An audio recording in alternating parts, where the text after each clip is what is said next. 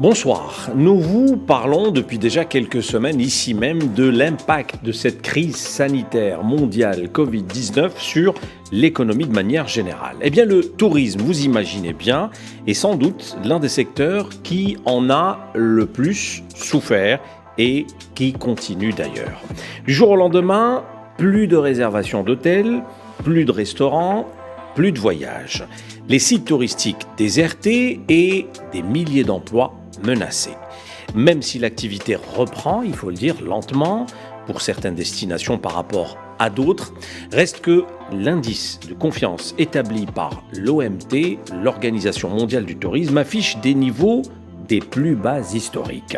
Avec nos invités ce soir que je vous présenterai dans un instant, nous allons d'abord nous arrêter sur l'activité hôtelière. Comment elle a été impactée. Par la suite, nous allons comprendre les conséquences sur les agences de voyage. Quelles sont les solutions proposées et surtout, quelle est la situation en Algérie. L'émission d'aujourd'hui est intitulée Tourisme, Covid, éternel perdant. Bienvenue dans Insight.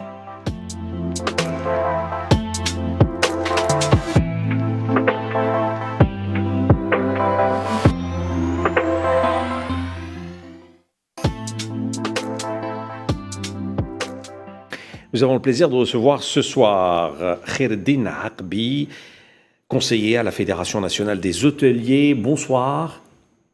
Merci d'avoir accepté notre invitation. Vous êtes vous-même directeur d'hôtel aujourd'hui et vous avez connu énormément de directions d'hôtel durant toute votre carrière. Raouf Mahboub, pour votre part, vous êtes gérant d'agence de voyage. Bonsoir. Bonsoir Ahmed, merci pour l'invitation. Merci d'être présent. Alors, comment vous avez vécu l'impact de cette crise sanitaire respectivement? Nous avons un hôtelier, un gérant d'agence de voyage ce soir. Je commence avec vous, Monsieur Harpi. Tout d'abord, les membres, Monsieur le Président et les membres de la Fédération vous remercient de cette invitation. L'impact qui a été sur l'hôtellerie, donc plusieurs hôtels ont fermé leur établissement en mettant leur personnel en chômage technique. Par contre, d'autres ont compressé jusqu'à 50% et plus avec des salaires de 50%. Les plus touchés sont les entités du balnéaire et du saharien et du climatique, sauf les hôtels urbains et du thermalisme qui ont eu une rentabilité restreinte. D'accord. Alors, pour ce qui est des agences de voyage, quel a été l'impact le plus... L'impact, on l'a vécu mal, très mal. Comme vous le savez, c'était du jour au lendemain. C'était soudain, un jour, tout a fermé. Pour nous, on est passé de 100% d'activité à zéro. Pas à 70, pas à 50%. Donc au-delà bien sûr, c'était une crise internationale et crise mondiale, on va dire. Mais au-delà des pertes humaines qu'on a vécues, chacun de nous, j'imagine, on va dire professionnellement parlant, c'était vraiment brutal. C'était vraiment brutal. Passer de 100 à 0, on l'a vécu mal. Très bien. Alors, qu'est-ce qui a été le plus impactant, à votre avis, pour le tourisme mondial durant ces 2 dernières années? Qu'est-ce qui a le plus été impacté par cette crise sanitaire? L'hôtellerie en général. L'hôtellerie a été très, très touchée. Très touchée. Tous les pays ont été affectés de la même façon que nous. Alors, déjà que chez nous, le secteur du tourisme souffrait un peu d'un certain nombre de problèmes, et on aura l'occasion d'y revenir tout à l'heure, mais cette crise sanitaire a vraiment accentué les choses, CRB. Elle a accentué les choses sur toute l'exploitation hôtelière, ça a été une catastrophe. Et c'est l'effet surprise, à votre avis, qui a provoqué ce genre de Bien sûr, situation. c'est l'effet surprise, parce que personne ne s'attendait à une telle situation. À cette situation. D'accord. Raouf, pour ce qui est des agences de voyage. Moi, je dirais ce qui a été vraiment le plus impactant pour nous, c'était la fermeture des frontières. C'est vraiment la fermeture totale des frontières. Nous, on pensait qu'au départ, on pensait que c'était vraiment pour quelques semaines, quelques mois, le temps d'y voir plus clair et que ça allait reprendre doucement. C'était en 2020, si vous vous rappelez, nos voisins tunisiens avaient réouvert le 27 juin. Nous, on s'est dit que voilà, peut-être que ça allait reprendre. Et au fil des mois, enfin les mois passés, on comprenait que ça allait tarder, encore tarder. Et au final, on est resté 15 mois avec des fermetures, des frontières fermées. Et je pense que c'était la chose la plus importante pour nous. Enfin, le problème le plus ressenti, c'était ça. Fermeture des frontières, donc pas de vol, pas de trafic des passagers, donc même les frontières terrestres étaient fermées, pas de réservation d'hôtel, pas de réservation de billets d'avion, pas de transfert, pas de prestations terrestres. Voilà, donc c'est pour ça. C'est imbriqué, hein, la restauration, voilà. L'hôtellerie, vous savez, le tourisme, l'agence de voyage. Voilà, le tourisme, c'est un secteur qui fait travailler plusieurs secteurs d'activité. Tout le monde trouve son compte avec le tourisme, le restaurateur, comme vous l'avez dit, l'hôtelier, l'autocariste, même le marchand de légumes, tout le monde, l'artisanat, tout ça, tous ces secteurs travaillent grâce au tourisme. Et du jour au lendemain, donc avec la fermeture de frontières, c'est toutes ces activités qui ont été anéanties. Et pour moi, pour nous, pour les agences de voyage, c'était la mesure la plus impactante, véritablement. C'est-à-dire, même si on savait que c'est une crise mondiale, etc., mais vraiment, la fermeture des frontières, on l'a senti. Et puis vous êtes un maillon de la chaîne, et quand vous voyez que la chaîne, finalement... Elle s'arrête. Voilà. Donc automatiquement... Voilà, on s'arrête, mais voilà, peut-être qu'on en reparlera après. Bien sûr. Mais voilà, s'arrêter, mais on avait des personnes qui travaillaient, il y avait une dynamique économique, on avait des charges, voilà, tout ça, c'est pas arrêté par contre. Tout à fait. Alors, Siak Bey, on va commencer d'abord par l'activité hôtelière. Avec vous, vous êtes hôtelier, des années à diriger énormément d'hôtels dans le nord, au sud, même visiblement à l'étranger. Comment, au juste, vous avez vécu maintenant cette crise? Comment vous avez procédé, ou l'hôtellerie de manière générale a procédé pour faire face à cette crise du jour au lendemain? Ce que tous les hôteliers, d'ailleurs... Vous parlez au nom de la fédération. Oui, c'est exactement. Un peu tout le monde qui agit de la même manière. La Fédération nationale hôtelière a saisi Monsieur le Président de la République, le chef du gouvernement, le ministre des Finances, le ministre du Tourisme, de la situation actuelle des hôteliers. Ou d'un point de le rechargement de la dette de crédit. Le deuxième point aussi, c'est le calendrier de paiement Sonelgaz, CNAS, Algérie, Télécom et impôts, et un abattement fiscal et parafiscal. Pour repartir si la pandémie... Et nous avons d'autres alternatives qu'on vous expliquera, on va vous expliquer tout à l'heure. Je pense que c'est le moment de penser à relancer le tourisme domestique. D'accord, et certainement on va revenir sur cette question. La même question pour les agences de voyage. Là, je vais peut-être remuer le couteau. Oui, dans la plaie. Dans la plaie, c'est pas évident. Du jour au lendemain, se retrouver avec zéro voyage, zéro client, aucune commande. Les premières mesures à l'époque déjà. Allez. Honnêtement, Ahmed, les premières mesures, c'était l'attente. L'expectative. Voilà, on était en mode wait and see, en attendant.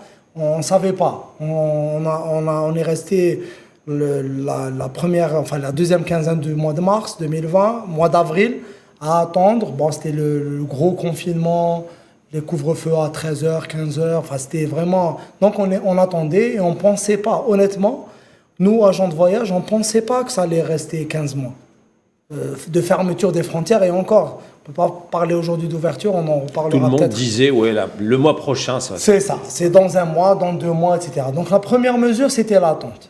Une fois, après 2 mois, on va dire, 2 mois d'attente, vous savez, les charges continuent à s'accumuler.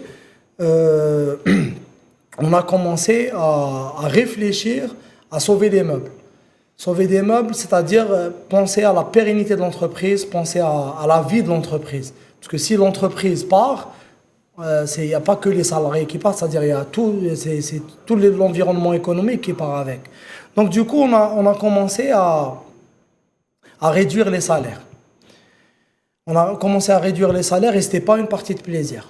Ce n'était pas une partie de plaisir parce que vous savez, dans une entreprise, on a des jeunes couples, enfin des jeunes mariés, on a des personnes, des pères de famille, des mères de famille, on avait quelques célibataires, mais de toute manière, du jour au lendemain, décider de réduire les salaires, enfin bien sûr d'un commun accord avec les salariés, etc., c'était pas une partie de plaisir, parce que ces personnes-là avaient aussi leurs charges, les loyers à payer, les charges ménagères, on va dire. Donc, on a passé les premiers mois à réduire les salaires et malheureusement, ça a tardé. On ne voyait plus le bout du tunnel. Donc, on a pensé, encore une fois, beaucoup d'agences de voyage ont commencé à licencier parce que par manque de trésorerie, on n'arrivait plus à assumer les charges. Donc, on était obligé de commencer à licencier. Alors, vous, entre parenthèses, on en parlait avant d'entrer au studio, vous êtes une vingtaine de collaborateurs. Oui, et voilà. vous avez eu du mal. Alors, imaginons d'autres agences qui ont un nombre beaucoup plus élevé. Voilà, justement. Donc, dans les agences de voyage, on va dire avoir une vingtaine de salariés, c'est parmi, on va dire, on n'a pas beaucoup. On va dire, les agences en général, c'est, on va dire, 6, 7 en moyenne, 6, 7 salariés en moyenne. Mais même on va dire, il n'y a pas de petites agences, mais des agences avec un effectif réduit ont eu du mal. À faire face à toutes ces charges. Donc, à un moment donné, ils ont envoyé les gens en chômage technique. Donc le personnel se retrouvait dehors. Il faut savoir qu'entre parenthèses, on n'a reçu aucune aide de l'État, ni abattement. Nous, on attendait, au moins, on savait que la situation économique du pays ne permettait pas de nous offrir peut-être des salaires, etc. C'est normal. Mais on s'attendait quand même à un geste, au moins pour l'abattement fiscal et parafiscal. En fait, toute corporation voulait une aide de l'État à cette période bien précise. C'est ça. On voulait au moins l'abattement de la CNAS, l'abattement de la CASNOS, l'abattement de l'IRG, l'impôt sur le revenu, sachant qu'on payait déjà les salaires. On n'avait pas d'entrée, mais on n'a pas eu tout ça. Donc, beaucoup d'agences de voyage se sont vues obligées de licencier du personnel. Et pire encore, c'est-à-dire quelques mois après, c'est-à-dire là on arrive à la fin 2020, beaucoup d'agences n'ont pas renouvelé leur baux. C'est-à-dire une fois qu'il y avait le bail de location qui arrivait à expiration, ils ne pouvaient pas renouveler. Comme vous savez, on doit payer 12 mois d'avance, etc. Ils n'avaient pas. Beaucoup d'agences, elles n'avaient pas les moyens de subvenir à ces besoins. Donc, à ces besoins, donc ils étaient obligés d'arrêter, soit partiellement, et on a eu beaucoup de cas, beaucoup d'agences de voyage qui ont fermé définitivement leur activité, malheureusement. Monsieur Akbi, on a vécu la même situation pour les hôtels ? Exactement. Je vous l'ai dit au départ, où il y a beaucoup de patrons d'hôtels qui ont carrément descendu le rideau. Ils ont mis tout le personnel en chômage technique. Les deuxièmes cas, l'autre surtout un petit peu au niveau des hôtels urbains, ils ont tourné à 50% et plus de chômage, plus le personnel était payé à 50% de salaire. Donc on a peut-être les tours opérateurs, ils étaient plus touchés que nous, mais nous... surtout les urbains et le terminus, ils ont quand même bricolé un peu. Mais les autres, le balnéaire, ça n'a rien. Alors, on a remarqué, par exemple, une certaine reprise de l'activité événementielle. Les entreprises ont repris leurs événements, les réunions cycliques dans les hôtels. Donc, on va dire que c'était une petite bouffée d'oxygène pour vous. Oui, certains, surtout pour les hôtels urbains. Surtout, quand je dis l'hôtel urbain, c'est hôtel d'affaires. Donc, c'est une petite bouffée d'oxygène, pas plus. Voilà, mais ce qui n'a pas été le cas pour les agences de voyage, puisque les agences ont carrément... les voyages ont été avec la fermeture des frontières. en plus, on n'avait même pas c'est-à-dire à un moment donné, on n'avait même pas la billetterie domestique. Je ne sais pas si vous vous rappelez, parce que ça a fait quelques temps déjà, mais on a repris les vols domestiques sur quelques destinations. Et c'est tout récent. Qu'en novembre 2020. Je veux dire, donc même le domestique, on avait du mal. Et même à ce jour, avec le nombre de vols que nous avons sur le domestique, nous, par exemple, on est une agence, enfin, nous travaillons beaucoup sur les destinations sahariennes, donc on fait beaucoup de réceptifs sur l'Algérie, donc tourisme local. On a beaucoup de contraintes sur la partie vol, sur la partie infrastructure hôtelière. Vous savez, donc c'est pas évident de reprendre l'activité, même si aujourd'hui on est à une activité partielle. Et franchement, on touche du bois, on ne dit pas vraiment, pas si c'est permis, mais on ne crache pas sur la soupe. Vraiment, on a besoin de ce business. Aujourd'hui, on retravaille et on est content. Même si on n'est qu'à 10 ou 15% de notre activité, on est content de reprendre, ne serait-ce de couvrir un peu les charges, de ne plus piocher sur les réserves et les économies. Alors, je vais vous demander de réagir sur l'aviation civile internationale, puisque on va dire qu'elle aussi, elle a été touchée de plein fouet. Certaines compagnies ont mis la clé sous le paillasson. D'autres connaissent une restructuration en ce moment. Cette situation continuera jusqu'à quand, à votre avis? Parce que là, on voit que réellement, les choses ne sont pas du tout claires pour l'aviation civile internationale, y compris notre compagnie. Herbie. J'ai pas de question. C'est très compliqué. Moi, je dirais que c'est vrai que les compagnies aériennes, parce que nous, c'est un domaine qui est pour nous très mitoyen. C'est vraiment, on travaille beaucoup avec les compagnies aériennes, etc. C'est vrai que l'aviation civile internationale a reçu un coup, le niveau de trafic international a reçu un coup, mais comme j'ai dit tout à l'heure, beaucoup de pays ont repris dès juin, juillet 2020, ils ont commencé à reprendre leur vol, etc. Ce n'était pas le cas pour nous, encore une fois. On est resté 15 mois sans trafic aérien. Air Algérie, pour citer notre compagnie nationale, a souffert comme on a souffert. Il faut savoir que du jour au lendemain, ils ont plus de... Je ne suis pas là pour parler d'Air Algérie, mais je sais qu'ils ont plus de 9000 employés. Du jour au lendemain, ils se retrouvent sans chiffre d'affaires, avec les mêmes charges. D'ailleurs, ça nous a impacté indirectement. Pourquoi? Parce qu'aujourd'hui, on a des problèmes avec la compagnie nationale qui n'arrive pas à nous rembourser nos avoirs. Par exemple, tous les billets qui ont été vendus pendant la pandémie, on n'a pas encore reçu de remboursement à ce jour. Nous, agence de voyage, donc on s'est retrouvé avec des passagers, des clients de passage à qui on a expliqué qu'on attendait le remboursement de la compagnie pour pouvoir les rembourser. Donc c'est un avoir qui est bloqué chez la compagnie. Mais on avait des difficultés à le faire avec des entreprises. Des entreprises qui avaient commandé des billets d'avion et qui demandaient leur avoir. Et ben, ils nous ont gelé une partie des factures pour recevoir leur avoir. Donc on était obligé de faire des avoirs de notre trésorerie pour pouvoir récupérer les créances qu'on avait vis-à-vis de ces entreprises. Donc après, pour revenir au sujet, l'aviation civile, encore une fois, moi peut-être je profiterai de ce passage pour faire un appel aux autorités pour peut-être s'il y a moyen de faire une ouverture totale de l'espace aérien. On est à la veille de 2022, une année où l'Algérie organise les Jeux méditerranéens 2022. J'imagine que, c'est-à-dire avec ce niveau de trafic aérien, c'est pas possible de recevoir les athlètes, c'est pas possible de recevoir des supporters, ou des délégations étrangères, des délégations, la direction technique des délégations, etc. Donc, on a suivi on va dire le discours des autorités ces dernières semaines qui veulent absolument relancer l'investissement.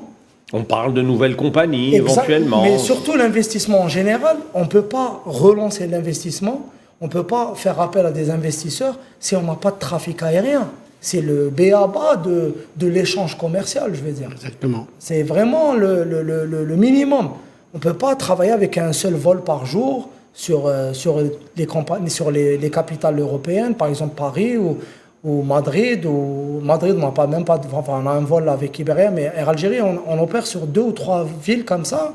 Avec un vol par jour, c'est peu. Et on a vu, et c'est la crise sanitaire qui a compliqué la tâche. Oui, ben, c'est sûr, mais la crise sanitaire, elle est là. On sait que ce virus, on va vivre avec.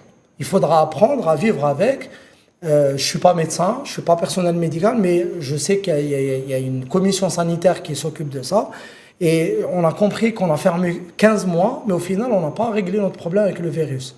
On a tué plus d'entreprises que d'individus. C'est-à-dire ce virus-là a tué plus d'entreprises que d'individus. C'est-à-dire nous, aujourd'hui, on fait appel à cette commission sanitaire d'ouvrir totalement les frontières et avec des conditions. Par exemple, on n'accepte que des personnes vaccinées. Ça, c'est une mesure que beaucoup de pays ont fait. On n'accepte que les personnes vaccinées, mais on ouvre. On évitera premièrement des problèmes de disponibilité de vol, pour que ça soit pour des entreprises ou pour des particuliers, pour les familles, pour les échanges, etc. Et surtout la cherté des billets d'avion, Ahmed. Aujourd'hui, on paye des billets d'avion en Alger-Paris, Alger, à 105. On arrive à payer... Je préfère même pas ouvrir cette parenthèse, voilà, mon cher Raouf, parce qu'on sera incapable d'expliquer, et il faut tout le personnel d'Algérie pour expliquer oui, voilà, pourquoi on est. Mais il y a beaucoup de... On ne parle même pas d'Algérie. On a posé la question. Voilà, exactement. Donc, et c'est pas normal qu'on paye ces prix-là, aujourd'hui, que l'Algérien paye des billets, mais c'est exorbitant. C'est exorbitant. Voilà. On n'arrive même pas à... restons avec le tourisme mondial, messieurs, et on va parler de l'Algérie dans un petit moment, même si on a commencé déjà à parler de l'Algérie, c'est inévitable. C'est Raouf, c'est Abdelmoumen. Le tourisme mondial, et comment les choses, à votre avis, aujourd'hui, reprennent ? On entend parler de temps en temps, un petit espoir de reprise, mais dès qu'il y a les nouvelles vagues, hop, on a le moral à plat de nouveau. Quelles sont les perspectives maintenant ? Raouf, vous disiez à l'instant, il faut qu'on apprenne à vivre avec ce virus. Moi, je le redis, en tant qu'agent de voyage, je vois ce qui se passe avec nos confrères à l'international. Que ce soit dans notre région, donc nos voisins, on va dire maghrébins, africains, ou en Europe, le sud de l'Europe, le nord de l'Europe, etc. Aujourd'hui, nous remarquons une reprise normale des activités. Les trains circulent, les avions redécollent, les hôtels réouvrent. Même si la demande n'est plus la demande d'avant pour d'autres paramètres, parce qu'il y a les restrictions sanitaires, encore une fois, le pass sanitaire, l'histoire des vaccins.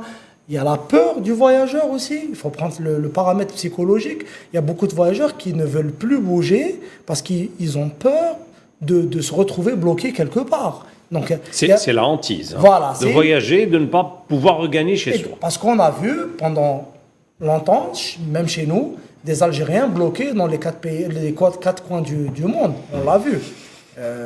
Personnellement, moi-même, j'étais bloqué pendant plus de 5 mois. Loin de ma famille, de mes enfants, etc. Donc, mais je ne suis pas là pour parler de moi. Et je sais que vous êtes du domaine et vous n'avez pas pu vous en sortir. Oui, non, mais là, tout le monde était arrosé, il n'y avait pas de gens du domaine ou pas du domaine. Les frontières étaient fermées, on était obligé d'attendre. Jusqu'à l'arrêt, quand ils ont fait les vols de rapatriement, on était rentrés. Mais du coup, nous, on remarque que dans le monde, les États, on va dire, ont appris à vivre avec la pandémie. C'est-à-dire que ça peut remonter, ça peut redescendre. On a vu que c'est des histoires de vagues et de plateaux, etc. Mais en aucun cas, il fallait refermer l'industrie du voyage ou du tourisme en général, parce que c'est une industrie qui fait fonctionner, qui a une part entière de l'économie. Et il y a des acteurs économiques qui travaillent dans cette industrie. Et si on arrête la roue, il y a des gens qui en souffrent. Il y a des personnes qui vivent de ce métier. Voilà. C'est Arbi, quelle est votre analyse aujourd'hui de la reprise du tourisme mondial, j'ai envie de dire, avec toutes ces vagues qui s'enchaînent et qui, j'ai envie de dire, se ressemblent. On n'en a pas terminé avec la 4e qu'on entend parler de la 5e en Europe. Nous, on parle de notre 4e. On a toujours une vague en moins. Enfin, c'est tellement compliqué et imbriqué. Moi, ce que je veux dire maintenant, au niveau national, pour notre secteur, c'est à cette période-là qu'on peut lancer le tourisme domestique. On a tout pour réussir cette mission et pour lancer... Certains pays l'ont fait. Bien sûr. Et les autochtones découvrent leur pays autrement. Est-ce qu'on a fait chez nous cet encouragement du tourisme Non, il y a des domestique? démarches, il y a pas mal... on a eu beaucoup de démarches sur ce problème, mais maintenant, il y a toute une organisation qui se place pour la relance du tourisme domestique, parce que si on prend notre cher pays, l'Algérie est riche en tourisme balnéaire, en saharien, en climatique, en thermalisme. Et pour le tourisme, pour relancer le tourisme national, il faut mettre en place tous les packages, transport, hébergement, restauration, guide du site, les tours opérateurs, les particuliers et les œuvres sociales. Chacun a son rôle à jouer. Vous parlez de tourisme domestique et là je suis obligé de rebondir sur cette question des prix. Alors l'été dernier, les hôtels algériens, je parle de manière générale, surtout les hôtels balnéaires, ont proposé des tarifs aux Algériens qui étaient exorbitants.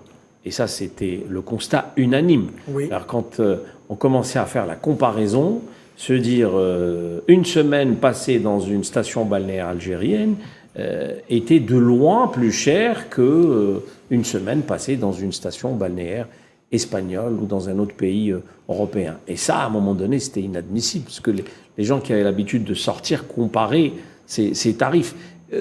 Qu'est-ce qui s'est passé? On avait vraiment voulu connaître les raisons. Est-ce que les hôteliers n'arrivaient pas à proposer, vu qu'il y avait tous les touristes ici, personne n'a pu se déplacer, les frontières étaient fermées, il n'y avait plus de vols à l'international. Pourquoi il n'y a pas eu une offre alléchante vis-à-vis des Algériens afin d'encourager le tourisme domestique dont vous parlez? Comme je disais, le package, cette formule d'organisation internationale et nationale doit toucher les hôtels, les complexes, les résidences, les campings, les logements chez l'habitant et pour différents tarifs pour toutes les bourses, individuelles, en groupe ou en familial. Donc, mais déjà, vous, en tant que fédération, il n'y a pas eu un moyen de discuter entre vous de telle manière à proposer...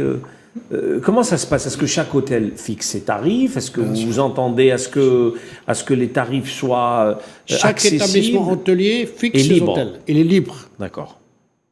Il est libre. Donc, je suis tout à fait pour les tarifs qu'il y a eu.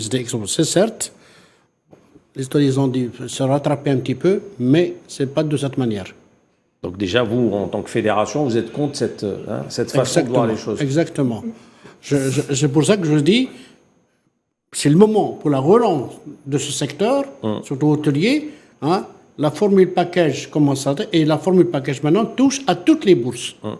Monsieur Mahboub, certainement vos clients vous ont fait cette remarque en disant c'est quoi ces tarifs? Et comment et on en a souffert, mais encore une fois, moi j'ai toujours la même réponse quand il s'agit de prix, que ce soit pour les hôtels, pour les hôtels qu'on a subis, enfin les prix d'hôtels qu'on a vécu lors de la saison estivale. Le prix, c'est toujours... Vous avez dit subi. Hein. Ouais, subi, on a subi. Parce que c'est le mot. C'est vraiment le mot. Mais je suis désolé, mais j'ai piqué ce mot. Mais c'est clair. Mais le prix, c'est encore une fois, c'est l'offre et la demande. C'est l'offre et la demande. Il y avait une demande forte cet été. Bien sûr. D'accord. Bah oui, il y avait une demande forte. L'offre, elle ne suit pas la demande. Avec des frontières fermées, si on a, par exemple, 2 millions d'Algériens qui partaient en Tunisie chaque année, les 2 millions d'Algériens cherchaient un produit en Algérie. Il fallait les loger ici. Il fallait les loger. On n'avait pas de quoi les loger. C'est pour ça que le prix a augmenté. C'est l'offre et la demande. Il n'y a pas une autre explication. C'est vraiment ça. Après, pour le tourisme local, nous on travaille autant qu'agent de voyage. Vous pouvez le vérifier mais aujourd'hui sur les réseaux sociaux. Il y a même on voit même de nouvelles agences qui s'y mettent, etc. Et on en est content. Ça fait longtemps qu'on travaille, nous, sur le tourisme local. C'est pas aujourd'hui, c'est pas parce que les frontières ont fermé qu'on a commencé à travailler sur le tourisme local. Non, je suis désolé. Nous, que ce soit notre agence, et on est nombreux, on n'est pas une ou deux ou trois agences, on est nombreux à travailler sur le tourisme national, surtout le tourisme saharien. Et ça marche bien. Hein. Et ça marche très bien. Mais le problème, encore une fois, c'est une question de capacité. Vous savez que dans les plus grandes stations touristiques sahariennes, algériennes, on a généralement un hôtel qui a, par exemple, une salle de conférence ou un hôtel qui peut prendre des groupes au-delà de 30-40 personnes. De 40, on va dire 30-40 chambres.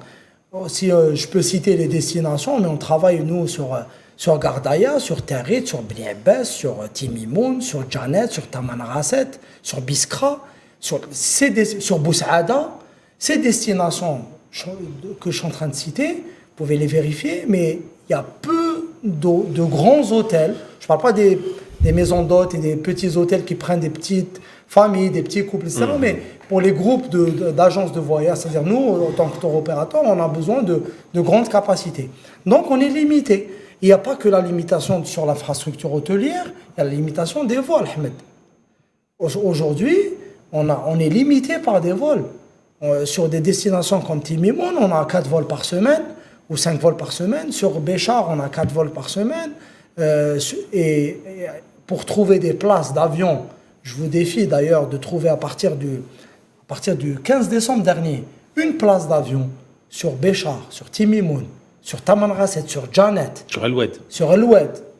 Il n'y a pas de place. Et précisément durant cette période. Ben oui, c'est les périodes des vacances. Si on n'est pas prêt si on n'est pas prêt à accueillir cette demande-là, la demande est liée, mais on n'arrive pas à subvenir à cette demande parce qu'on n'a pas encore l'infrastructure pour prendre tous les voyageurs algériens. Et aussi la culture d'augmenter et de rendre certaines destinations durant certaines périodes de l'année quotidiennes. Voilà. C'est tout. Par exemple, mais nous, on travaille, chez nous, on travaille essentiellement avec des entreprises et nous, on évite, on va dire, les vacances scolaires. On ne travaille pas. Sur les périodes des vacances scolaires, on n'a pas une forte demande. On travaille en dehors. Donc, même en dehors des vacances scolaires, on a du mal à trouver aujourd'hui on est obligé de décaler des dates, de changer des dates parce que la salle de réunion, elle est occupée, parce que les chambres, on n'a pas assez de chambres. Il y a des hôtels qui sont réquisitionnés une partie des hôtels sont réquisitionnés par l'État, surtout sur les nouvelles wilayas qui ont été créées, etc. Donc ça, c'est des problèmes techniques que nous rencontrons sur le terrain. Donc, il n'y a aucun problème. Nous, on est là pour travailler et on n'a pas besoin de fermer les frontières pour travailler sur le tourisme local. D'accord. Et on est nombreux à le faire. Mais on a besoin de tourisme international. On a besoin de faire venir des étrangers pour vendre cette destination. On a besoin d'échanges. On a besoin de participer à des salons. C'est-à-dire, on a besoin d'une ouverture. Et de vivre Voilà, comme citoyen du monde. exactement. Et c'est pas une ouverture partielle parce qu'aujourd'hui, on peut dire qu'on est à 8% du trafic aérien, 10% du trafic, c'est-à-dire si on compare Ça reste infime, vraiment. Voilà, c'est vraiment par rapport à 2019, on est à 10% du trafic aérien. Voilà. Donc Alors, dans tous les secteurs d'activité, on dit qu'il y a un avant et un après Covid. On est bien d'accord. Oui. Qu'en est-il du tourisme? Si je vous pose cette question. Avant le Covid et après le Covid, qu'est-ce qui a littéralement changé et ce qui ne sera plus comme avant? Si je puis m'exprimer ainsi, c'est Harbi. Avant, il y avait un bon mariage entre les tours opérateurs et les hôteliers. Il y avait toutes les salles de conférences, de séminaires qui étaient ouvertes. Il y avait énormément de séminaires, énormément de conférences et tout le monde travaillait. Après le Covid, tout a fermé. Et cette jonction entre les différents acteurs, elle est cassée à votre avis aujourd'hui? Tout est cassé. Non, pour la reprise maintenant, nous sommes encore sur des confinements où le tour, comme dit le collègue, le tour opérateur et l'hôtelier, ils sont très touchés par ces différents confinements. C'est Mahboub, l'avant, l'après-Covid, waouh! Tout a changé. Ouais. Monsieur Lahali, tout a changé. Les esprits ont changé. Vous savez, même notre façon de voyager a changé. C'est-à-dire, beaucoup de choses ont changé. Les visas ont changé. Enfin, pour avoir des visas, c'est plus compliqué. Pour recevoir des étrangers, c'est plus compliqué. Pour avoir un billet d'avion, c'est plus compliqué. Ça devient une expédition aujourd'hui. C'est ça. Le voyage, Aujourd'hui, pour voyager, moi je dis, il faut vraiment être armé de passion, c'est être passionné par le voyage. C'est-à-dire vraiment aimer voyager. entre les restrictions sanitaires du pays de destination et les restrictions sanitaires du pays d'émission, c'est-à-dire le pays local, parce qu'il faut revenir à son pays, même si on voyage, on doit revenir. Donc il faut connaître les restrictions du pays. Alors si jamais vous êtes en transit quelque part... C'est histoire de PCR, d'heures, de date, 36 heures, 48 heures. Il faut 48 heures pour aller pour ne pas citer de pays. Pour aller à ce pays A, il faut 48 heures. Si on transite par un autre pays...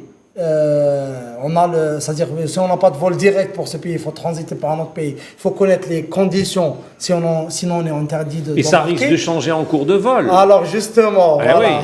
Oui. Et vous disent il fallait vérifier notre site. Voilà. On l'a annoncé. Donc des fois on connaît les mesures. 3 semaines avant on a vérifié. Donc on prend nos précautions. Enfin les voyageurs prennent leurs précautions. Ils font leur PCR, leur passe sanitaire, etc. Et le jour du voyage, il y a une surprise. Donc tout a changé, tout a changé. La cherté des billets, je reviens. Même à l'international ? Non, oui, il y a eu au démarrage, au départ de la reprise, les prix étaient élevés. Mais aujourd'hui, vous pouvez vérifier. Ça se restabilise. Au contraire, c'est beaucoup moins cher parce que l'offre est supérieure à la demande. Vous pouvez avoir, pas plus tard qu'hier, je voyais un Paris-Barcelone, non pas un Paris-Barcelone, un Milan-Barcelone, à 25 euros. Un Milan-Barcelone à 25 euros. Vol régulier ? Non, oui, un vol low cost. Low cost, oui. Oui, mais c'est une compagnie connue, pour ne pas citer de nom, mais une compagnie connue, européenne, etc. Mais c'est-à-dire le niveau de trafic, les prix ont vraiment repris, les prix sont peut-être plus intéressants qu'avant. Mais avant et après Covid, ça c'est une réalité. Ça c'est clair qu'il y aura... Alors justement, cette politique de passe sanitaire qui est appliquée un peu partout et dans de nombreux pays, est-ce qu'elle va finalement compliquer les choses ou elle va au contraire aider à reprendre le tourisme ? Comment voyez-vous Alors moi je dirais... C'est difficile cette question. Oui, non, c'est une question à double tranchant. Voilà, c'est une question vraiment à double tranchant. Mais j'ai une réponse vraiment, une double réponse. Allez-y. C'est oui et non. Alors je vais vous dire pourquoi. Le pass sanitaire réglera la situation et on est obligé de passer. Parce que moi, de toute manière, moi, je suis vacciné et j'invite tous mes confrères, agents de voyage déjà, la majorité sont vaccinés. Et on invite vraiment à se vacciner au maximum parce qu'on sait très bien qu'il y a aujourd'hui, à ce jour, il n'y a aucune autre solution à part le vaccin. Ça, on l'a compris. Il évite les formes graves en tous les cas. Voilà, c'est ça. Donc après, il y a toujours des pour, des contre. On a vu partout dans le monde qu'il y a des anti-vax. Mais on a compris que la seule solution passait par la case vaccination. À ce jour, en tout cas. Idem. Voilà. Donc du coup, le pass sanitaire, c'est la solution. Oui, c'est la solution pour une reprise normale.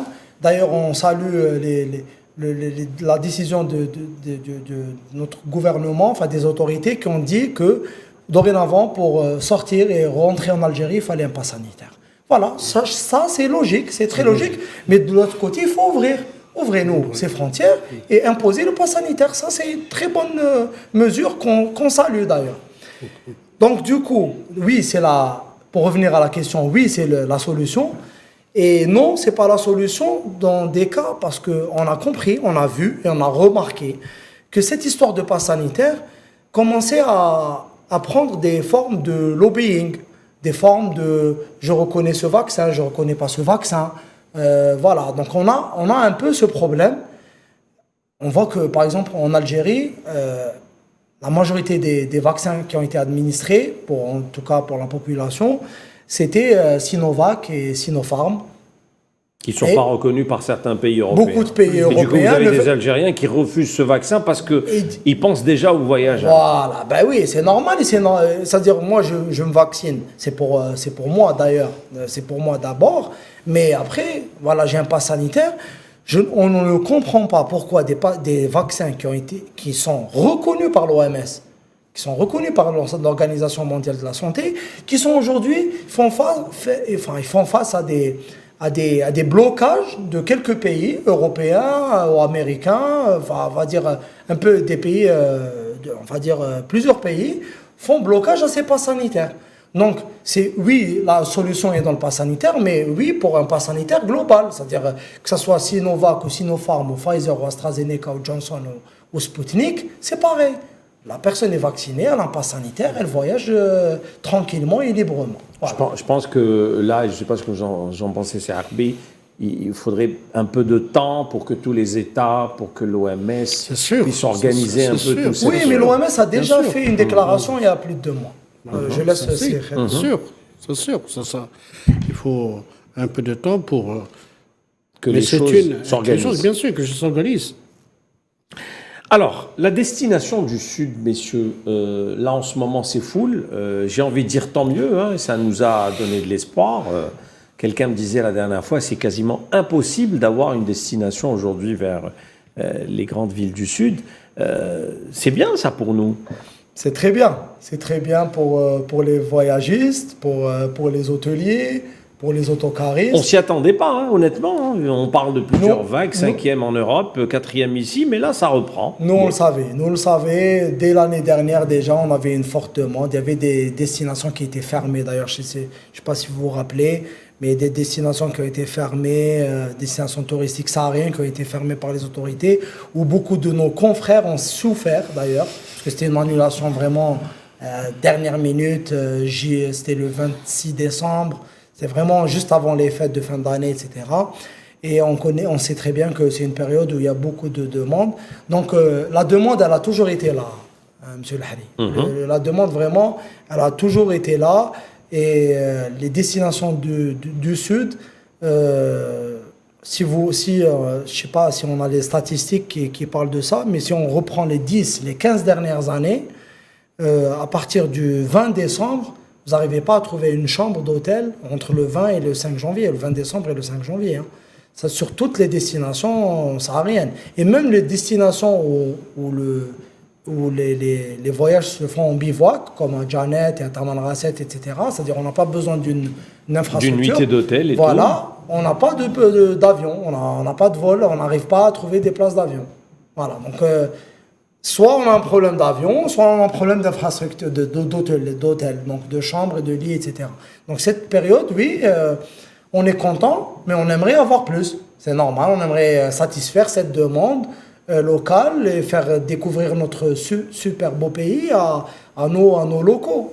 C'est Arbi, puisque vous parlez de tourisme domestique. Ça fait plaisir que le collègue qui est un tour opérateur, on sent le professionnalisme. Mais nous avons d'autres tours opérateurs que vraiment, je ne sais pas comment ils ont atterri comme agents de voyage. Parce que maintenant, il y a pas uniquement... Bon, c'est vrai qu'il y a un manque d'hôtels. Il y a vraiment un déficit, surtout dans le Sud, il y a un déficit. Mais maintenant, dans le passé, il y avait le logement chez l'habitant qui se développait. On avait des tours opérateurs, mis à part ça, ils allaient... Les maisons d'hôtes. Les trucs, il y avait des terrains de camping. Il y a des choses... Bon, les terrains de camping en Algérie, zéro. Il n'y a pas de camping, terrain de camping. 2, le logement chez l'habitant, ça existe. Alors, on le voit aujourd'hui avec Airbnb qui quasiment déferle sur le tourisme mondial. On le voit même dans l'informel, par exemple dans le balnéaire. Regardez sur une zone du balnéaire, regardez combien d'Algériens vont loger chez l'habitant, sans compter les résidences. Et c'est pour ça que tout le monde trouve son compte. Et sur l'informel, moi, je sais pas, je prends une zone du balnéaire, les gens ils sont arrivés à quitter leur appartement et louer. Ils vont vivre chez la belle-mère. Exactement. Et là, on l'a vécu. Moi, j'ai eu d'être directeur de l'hôtel Le Rostumi d'Ardaya, et il y avait des moments, nous, on était à 40% d'emplois, mais le logement chez l'habitant était plein. Je l'ai vécu aussi à Béchar. On a même connu des hôtels où le directeur d'hôtel laissait sa chambre. Exactement. On l'a connu, ça, on l'a connu. Tellement il y avait une demande forte. Ah oui. Et oui. On l'a connu. Et maintenant, c'est des trucs, comme je dis, pour développer Tourisme. ce tourisme, la relance du tourisme domestique, il faut, je dis, se mettre à table, les tours opérateurs, plutôt les différentes fédérations, la SNAV, la FNAT, etc., la FNH, et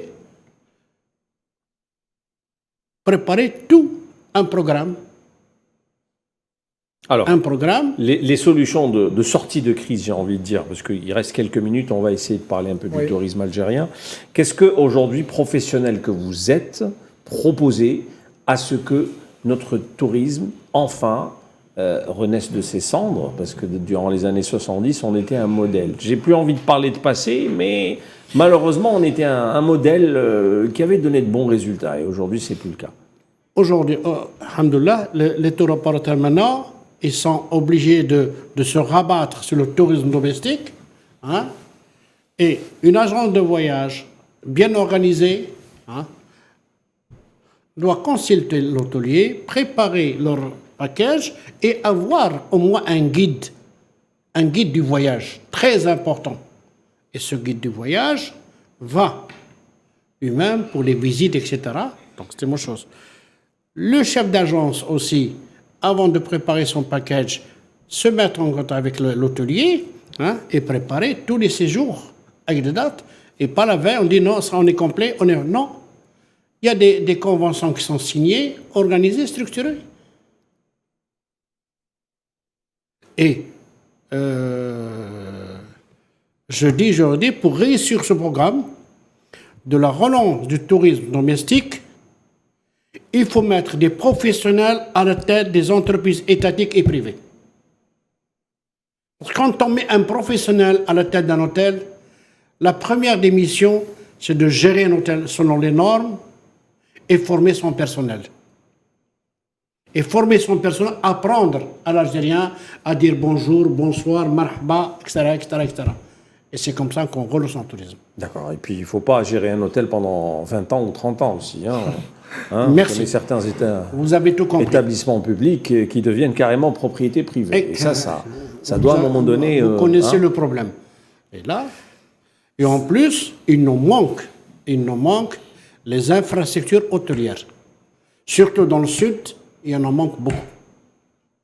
Très bien, voilà quelques pistes. Monsieur Mahboub. Alors moi je dirais, ce sujet il a besoin d'une émission. Carrément. Vraiment, la relance du tourisme, c'est pas en quelques minutes qu'on va régler ça. C'est pas possible. Mais c'est vraiment une émission de 2 heures, on pourra parler, mais sans arrêt de ça. Moi je dirais premièrement, il faut libéraliser le secteur. C'est-à-dire il faut vraiment laisser les privés travailler sereinement et librement. D'abord, je m'explique. Je commencerai, peut-être c'est redondant ce qu'on dit, mais l'ouverture des vols. C'est première solution pour reprendre, si on veut reprendre le tourisme, la première chose à faire, c'est de libérer le ciel aérien. C'est-à-dire ouvrir le ciel. Comme avant. Voilà. Et imposer le pass sanitaire. Voilà, bien sûr. Ce que vous voulez, imposer le pass mais sanitaire, ne plus fermer. Faire l'antigénique à l'arrivée comme on fait, ne pas faire. C'est-à-dire ça, il y a mais pas de fermeture. Mais pas de fermeture. Voilà. On fait toutes les conditions sanitaires. PCR 48 heures, pas de problème. Pass sanitaire plus PCR, pas de problème. Mais on ouvre, on prend un billet d'avion. N'importe quelle personne peut prendre un billet d'avion et venir en Algérie. Ça, c'est le premier. Parce qu'il faut savoir que on parle de tourisme, mais le tourisme, il est multiple. Même notre diaspora algérienne qui est à l'étranger, c'est un tourisme. C'est considéré comme des idées, limites comme des idées, c'est de la rentrée de devises pour l'Algérie. Et elle en a bavé durant cette période. Voilà, elle a vraiment, d'ailleurs, je salue leur courage et leur patience parce qu'ils ont vraiment, et beaucoup, vous savez que beaucoup n'ont pas pu même enterrer leurs proches, vous le savez. Donc du coup, pour fermer juste cette parenthèse, donc la première chose, c'est les vols. Deuxième chose, très importante, les visas électroniques, monsieur Lahari. Les visas électroniques, on n'arrête pas de demander, on est en 2022, on est à l'ère du digital. Tous les pays du monde, sans citer, il n'y a pas de petits et de grands pays, des pays, mais vraiment des pays d'Afrique subsaharienne qui sont passés sur le visa électronique. On garde les mêmes contrôles d'accès. Nous comprenons la réciprocité, on comprend la réciprocité de la diplomatie algérienne, il n'y a aucun problème. On garde les mêmes règles d'obtention des visas, mais on le fait en électronique. On n'a pas besoin de déposer ou rester 15 jours, 20 jours, un mois pour avoir un visa. Ça, c'est des obstacles. On est en train de refouler des gens. Il y a beaucoup d'amoureux de l'Algérie. Qui veulent venir. Qui veulent venir, mais c'est ça, le visa, c'est un obstacle. Passons à un visa électronique, un visa qui peut se faire en ligne. On télécharge tous les documents, le passeport, les documents de voyage, etc. On paye en ligne. Et le visa arrive au bout de 3, 4 jours, 5 jours, même une semaine. C'est-à-dire il passe par tous les contrôles sécuritaires, etc. Et une fois qu'il est approuvé, le visa, la personne reçoit son visa par mail. Donc c'est une belle piste là que vous proposez. Bien sûr, ça va débloquer beaucoup de choses, vraiment beaucoup de choses. La troisième chose, ça demande encore plus de temps, la formation. La formation, M. Lahari.